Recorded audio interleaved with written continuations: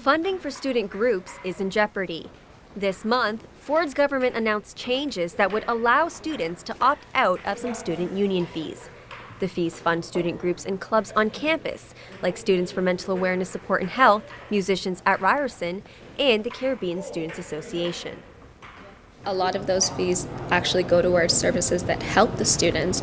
I know that in my first year, I didn't really talk to a lot of people, and I kind of was looking for that sense of home for me, and that's what I found in student groups, right? And now that there's that opt-out service, I know that a lot of the funding that we actually get might not be secured.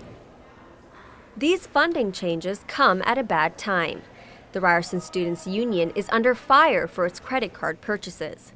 Statements posted by the Rhino parties show tens of thousands of dollars have been spent on things like liquor, food, and clubs. RSU President Ram Ganesh and Vice President Savreen Gosal have since been suspended. Student groups are in a tough spot now since both Ganesh and Gosal were signing officers. Now we don't have access to a lot of our funds. All of the money that we've worked so hard to fundraise, even some of the money that comes from our budget and our trust accounts, those now are put on hold because there is only one signing officer, and bylaws state that you must have at least two. Ryerson Socialist Fight Back Club is another student group affected by the RSU's credit card situation. It makes the RSU seem like a joke, and it makes student unions seem like a joke. That money belongs to students. It doesn't belong to the RSU execs to do whatever they want with it. That belongs to us, the student body, to defend our democracy on campus. Many students have been asking the RSU to justify these purchases. Ganesh says they will be finding receipts to explain their expenses. Casino Rama has a restaurant, and we didn't take any full-time staff with us to our board retreat, which is our official board training.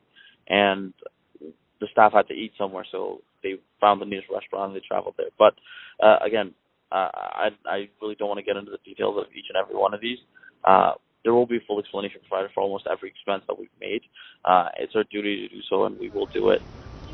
The purchases allegedly amount to $250,000.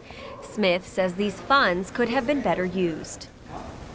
If you had even divided that up by the 100 student groups that are on campus now, we probably wouldn't have had to worry about as much sponsorship as we've had to. We wouldn't have had to have our sponsorship team work through their holidays to make sure that we had the money that we needed for our gala.